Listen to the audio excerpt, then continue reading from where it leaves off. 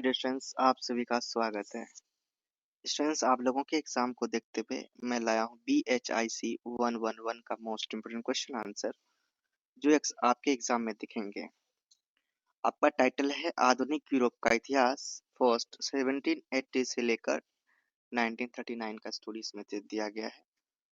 सो आप लोग ध्यान से समझेंगे।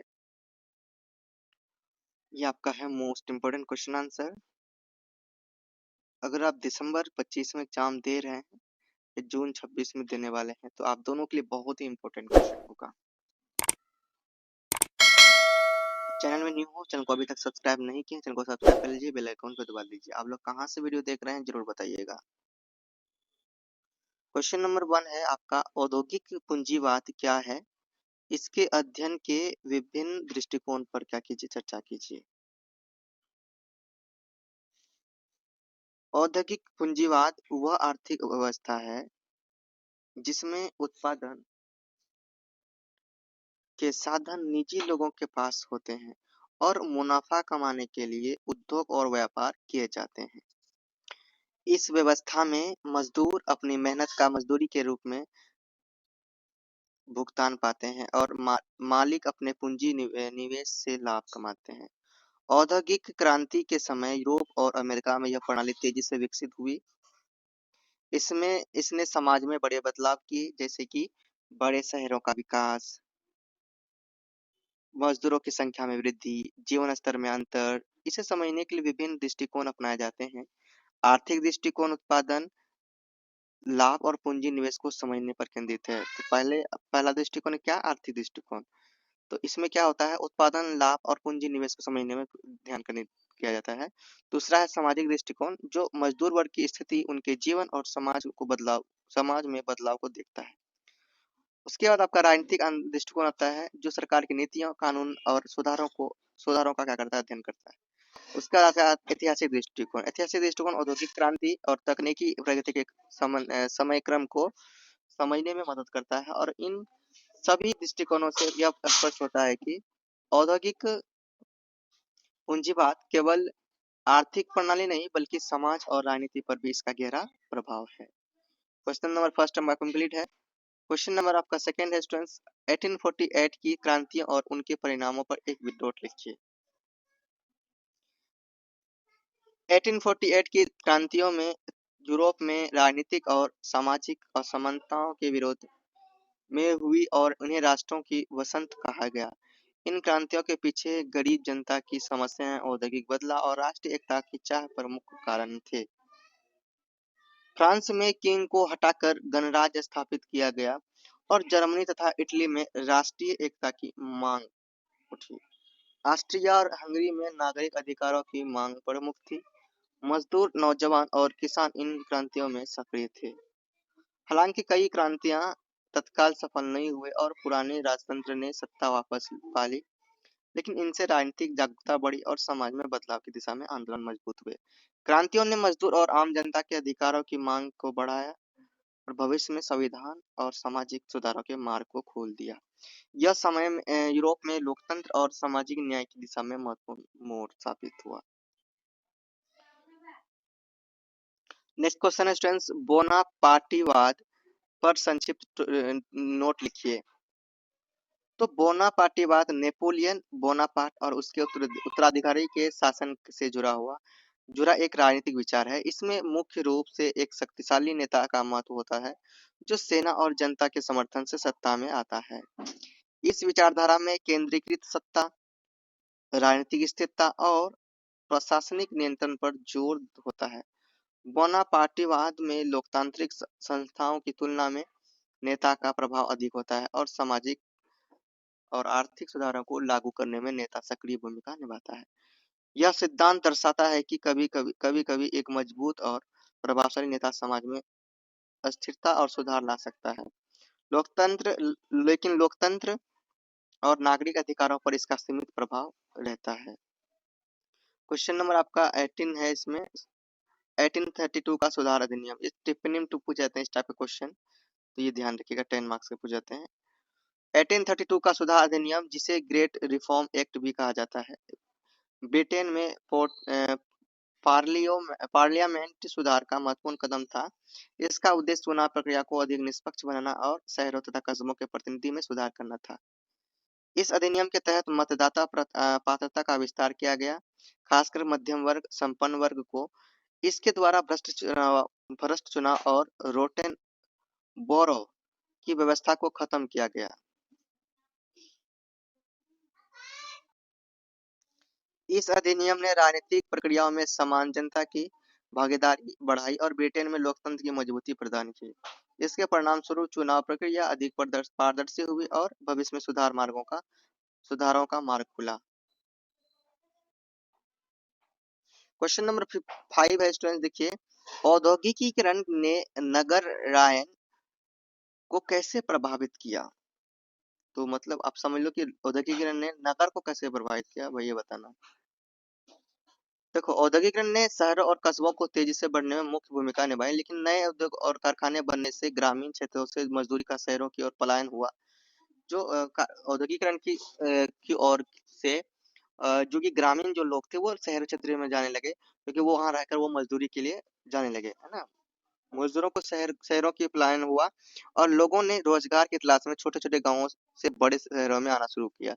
इसके कारण शहरों में जनसंख्या क्या हो गई, बहुत अधिक बढ़ गई और आवास आवास, सड़क, पानी और स्वच्छता जैसी सुविधाओं की कमी होने लगी। औद्योगिकरण ने शहरों में व्यापार, बैंकिंग और परिवहन जैसी नई सेवाओं का विकास हुआ। इसके साथ ही शहरी जीवन में सामाजिक, आर्थिक और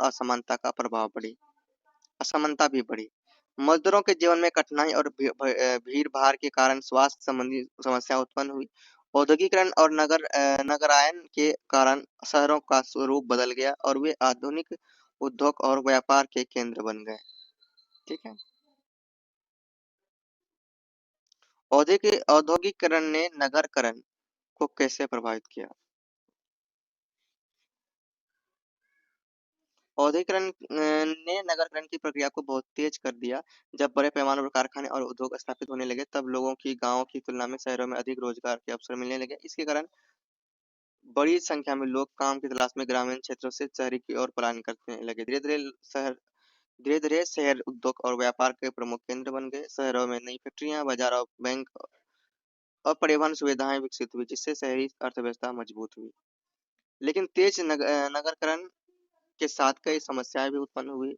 शहरों में जनसंख्या बहुत तेजी से बढ़ने लगी, जिससे आवास की कमी, गंदगी, बीमारियां और बेरोजगारी जैसी समस्याएं सामने आई। मजदूर वर्ग को अक्सर खराब रहन-सहन और कम मजदूरी का सामना करना पड़ा। इसके बावजूद औद्योगिकरण के कारण संचार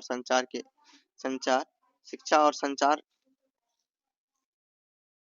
संचार और आधुनिक जीवन शैली का विकास भी हुआ। इस प्रकार औद्योगिकरण ने नगरकरण को बढ़ावा दिया और समाज की संरचना को गहराई से प्रभावित किया। बिस्मार्कवाद, इसको देखिए। बिस्मार्कवाद जर्मनी के महान नेता ओटो वान बिस्मार्क की राजनीतिक नीतियों और शासन प्रणाली को कहा जाता है। बिस्मार्क का मुख्य उद्देश्य जर्मनी की राष्ट्रीय एकता स्थापित करना और उसे एक शक्तिशाली राष्ट्र बनाना था। इसके लिए उन्होंने कूटनीतिक, युद्ध और मजबूत प्रशासनिक व्यवस्था का सहारा लिया। बिस्मार्क का मानना था कि आदर्शवाद की बजाय व्यवहारिक राजनीति से ही राष्ट्र मजबूत बन सकता है, जिसे यथार्थ राजनीति या रियल पॉलिटिक्स कहा जाता है। बिस्मार्कवाद में एक मजबूत केंद्र सरकार, शक्तिशाली सेना और सख्त शासन व्यवस्था पर जोर दिया गया। बिस्मार्क ने समाजवादी आंदोलनों को नियंत्रित करने के लिए सामाजिक और सुरक्षा योजनाएं भी शुरू की, जैसे बीमा और पेंशन। इससे मजदूर वर्ग का समर्थन भी सरकार को मिला। हालांकि उनकी नीतियां लोकतांत्रिक नहीं, फिर भी उन्होंने जर्मन को राजनीतिक रूप से एकजुट और आर्थिक रूप से मजबूत बनाने में महत्वपूर्ण भूमिका निभाई। नेक्स्ट आपका प्रबोधन। इसे देखिए क्या है। प्रबोधन जो है कि वो 18वीं शताब्दी में यूरोप में विकसित हुआ और एक बौद्धिक और वैचारिक आंदोलन था ये, जिसने समाज राजनीतिक राजनीति और धर्म के प्रति लोगों की सोच को गहराई से प्रभावित किया। इस आंदोलन का मुख्य उद्देश्य मानव बुद्धि, तर्क और अनुभव का को महत्व देना था। प्रबोधन के विचारकों का मानना था कि अंधविश्वास, परंपरागत मान्यता और धार्मिक कट्टरता के कारण समाज पिछड़ा हुआ है और केवल तर्क व ज्ञान के माध्यम से ही प्रगति संभव है। उन्होंने निरंकुश राजशाही और चर्च के अत्यधिक प्रभाव का क्या किया, विरोध किया। प्रबोधन काल में स्वतंत्रता, समानता, मानवाधिकार और सहिष्णुता जैसे विचारों को विशेष महत्व दिया गया। शिक्षा और वैज्ञानिक सोच को समाज के विकास का आधार माना गया। इस आंदोलन के कारण लोगों में राजनीतिक जागरूकता बढ़ी और वे अपने अधिकारों के प्रति सचेत हुए। प्रबोधन के विचारों ने फ्रांसीसी क्रांति के को वैचारिक आधार प्रदान किया और लोकतांत्रिक शासन, संविधान तथा कानून के शासन जैसी आधुनिक राजनीति राजनीतिक अवधारणाओं के विकास में महत्वपूर्ण भूमिका निभाई। आपका नेक्स्ट है आपका लेसेज फेयर। लेसेज फेयर एक आर्थिक सिद्धांत है जिसका विकास यूरोप में औद्योगिक क्रांति के दौरान हुई। इस सिद्धांत का मूल विचार यह है कि सरकार को व्यापार, उद्योग और आर्थिक गतिविधियों में न्यूनतम हस्तक्षेप करना चाहिए। लेसेज फेयर के समर्थकों का मानना था कि यदि बाजार को स्वतंत्र छोड़ दिया जाए तो मांग और आपूर्ति अपने आप संतुलन बना लेती है और अर्थव्यवस्था स्वाभाविक रूप से आगे बढ़ती है। इस नीति के कारण उद्योगपतियों और व्यापारियों को अपने कारखाने और व्यवसाय स्वतंत्र रूप से चलाने की सुविधा मिली, जिससे उत्पादन में क्या हुई, वृद्धि हुई और आर्थिक विकास तेज हुआ। लेकिन दूसरी ओर इस नीति का नकारात्मक प्रभाव मजदूर वर्ग पर पड़ा। मजदूर को कम मजदूरी, लंबे कार्य घंटे और असुरक्षित कार्य परिस्थितियों का सामना करना पड़ा। बच्चों और महिलाओं से भी कठिन श्रम करवाया गया। सामाजिक असमानता बढ़ने लगी और अमीर तथा गरीब के बीच अंतर स्पष्ट होता गया। इस प्रकार लेसेज नीति ने औद्योगिक विकास को बढ़ा लिया, लेकिन साथ ही सामाजिक समस्या को भी जन्म दिया। आपका नेक्स्ट है क्वेश्चन नंबर 10, सोवियत पुनः एकीकरण। सोवियत पुनः एकीकरण से आशय रूसी क्रांति के बाद बिखरे हुए क्षेत्रों को फिर से एक राजनीति और प्रशासनिक इकाई के रूप में संगठित करने की प्रक्रिया से। क्या समझे? जब जब क्या है कि देखो, एकीकरण यह होता है कि एक हो जाना है ना, मिल जाना। तो यहाँ पर क्या है कि जब रूसी क्रांति हुआ था, इनके बाद जो क्षेत्र बिखर गए थे, ये क्षेत्र आपस में राजनीति और प्रशासनिक इकाई के रूप में क्या हुए, संगठित हो गए, मिल गए। और इसी प्रक्रिया को क्या कहेंगे, सोवियत पुनः एकीकरण। ठीक है। 1917 की रूसी क्रांति के बाद रूस में गृह युद्ध, आर्थिक संकट और विदेशी हस्तक्षेप की स्थिति उत्पन्न हो गई थी। कई क्षेत्र केंद्र सरकार से अलग हो गए थे और शासन व्यवस्था कमजोर हो गई थी। बोल्शेविक नेतृत्व के अंतर्गत सरकार ने इन क्षेत्रों को दोबारा अपने नियंत्रण में लेने के लिए राजनीतिक, सैन्य और वैचारिक उपाय अपनाए। इस प्रक्रिया में लाल सेना की भूमिका महत्वपूर्ण रही। धीरे धीरे लाल सेना मतलब ब्रिटिश सेना। धीरे धीरे विभिन्न गणराज्यों और क्षेत्रों को सोवियत सत्ता के अधीन लाया गया। 1922 में सोवियत समाजवादी गणराज्यों के संघ का गठन हुआ, जिससे पुनः एकीकरण की एक प्रक्रिया औपचारिक रूप से मिला। इस पुनः एकीकरण से केंद्रीय सत्ता मजबूत हुई और समाजवादी शासन व्यवस्था को स्थापित किया गया। इसके परिणाम स्वरूप सोवियत संघ एक संगठित और शक्तिशाली राज्य के रूप में उभर के सामने आया। क्वेश्चन नंबर आपका 11 है, गुप्त समाज आंदोलन। गुप्त समाज आंदोलन यूरोप में 19वीं शताब्दी के दौरान विकसित हुआ, जब कई देश में निरंकुश शासन, विदेशी प्रभुत्व और राजनीतिक दमन मौजूद था। खुलकर विरोध करना संभव नहीं था, इसलिए राष्ट्रवादी और क्रांतिकारी विचारों ने लोगों के गुप्त संगठनों का निर्माण किया। इन समाजों का उद्देश्य स्वतंत्रता, संवैधानिक शासन और राष्ट्रीय एकता को स्थापित करना था। इटली, जर्मनी और फ्रांस में ऐसे गुप्त समाज विशेष रूप से सक्रिय थे।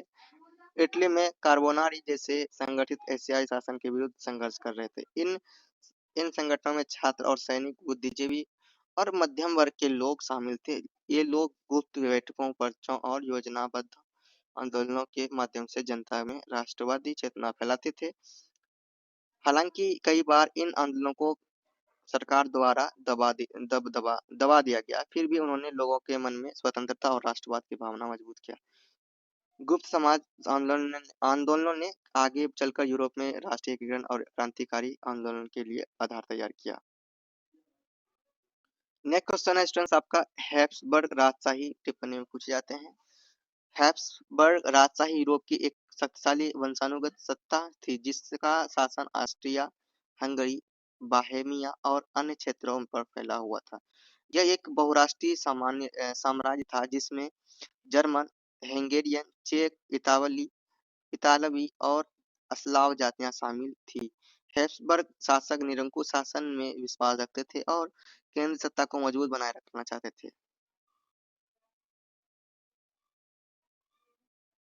वे राष्ट्रवादी आंदोलनों को अपने साम्राज्य के लिए खतरा मानते थे क्योंकि विभिन्न जातियां स्वतंत्रता और आत्मनिर्णय की मांग कर रही थी।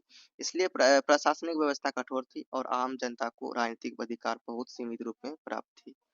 1848 की क्रांतियों के दौरान इस राजशाही को गंभीर चुनौतियों का सामना करना पड़ा जब विभिन्न क्षेत्रों में विद्रोह हुए। हालांकि राजशाही ने कुछ समय तक शासन को बनाए रखा, लेकिन लगातार बढ़ते राष्ट्रवादी आंदोलन ने इसकी नींव को कमजोर कर दिया। अंततः प्रथम विश्व युद्ध के बाद हैब्सबर्ग साम्राज्य का क्या हो गया स्टूडेंट्स? पतन हो गया।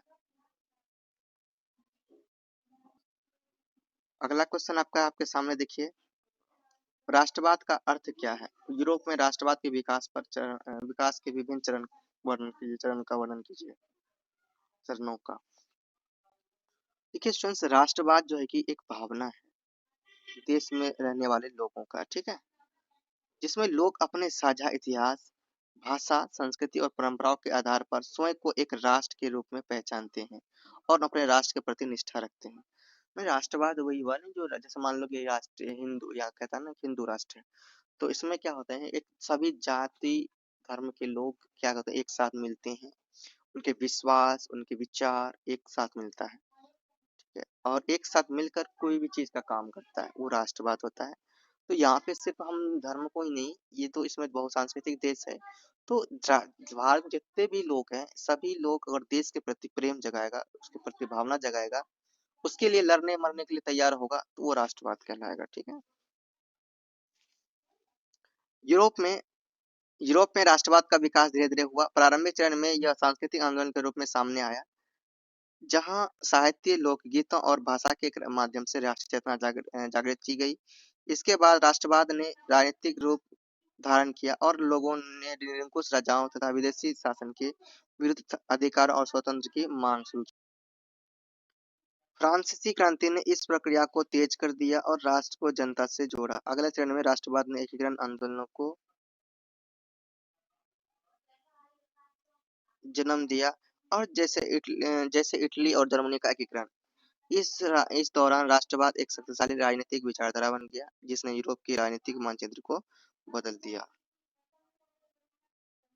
नेक्स्ट आपका इटली का एकीकरण।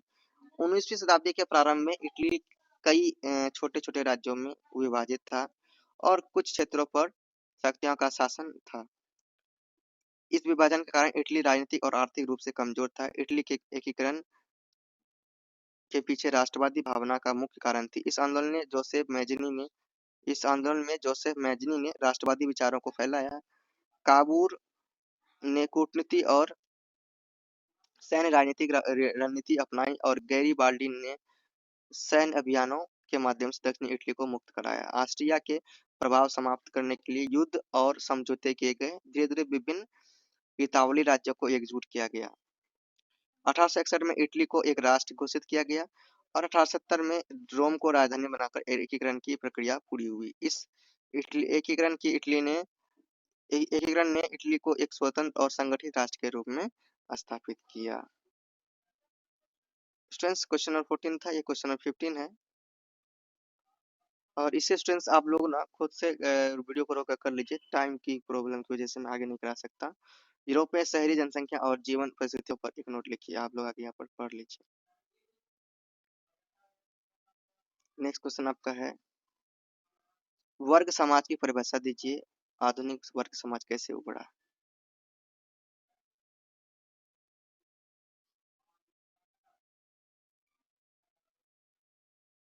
यूरोप में राष्ट्रवाद की भावना कब विकसित हुई? इसके विकास के चरण की बताइए।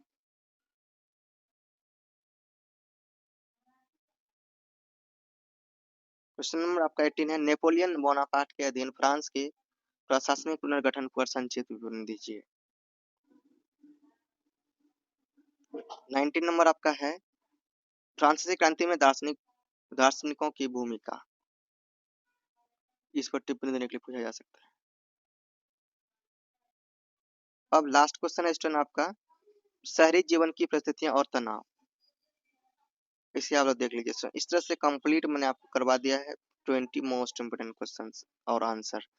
तो ये क्वेश्चंस आपके एग्जाम में दिखेंगे, सो आप लोग जल्दी से प्रिपेयर कर लीजिए। और इसका पीडीएफ आपको मिलेगा स्टूडेंट टेलीग्राम में, ठीक है। कहाँ मिलेगा? टेलीग्राम में, जिसका लिंक डिस्क्रिप्शन, टेलीग्राम का लिंक डिस्क्रिप्शन में दिया हुआ है। और देखिए टेलीग्राम में पीडीएफ तो मिल जाएगा, पीडीएफ में मेरा पासवर्ड लगा होगा। पासवर्ड के लिए आपको आना होगा इंस्टा में, जिसका इंस्टा का डिस्क्रिप्शन में लिंक दे दिया है। इंस्टा में आपको पासवर्ड के लिए आपको आना है पीडीएफ के। चलिए स्टूडेंट्स, आज की वीडियो बताया था, नेक्स्ट वीडियो में आगे बढ़ते हैं, मिलते हैं नेक्स्ट वीडियो में। जाने से पहले बोलिए प्रेम से रहो, प्रेम से पढ़ो, प्रेम से बोलो।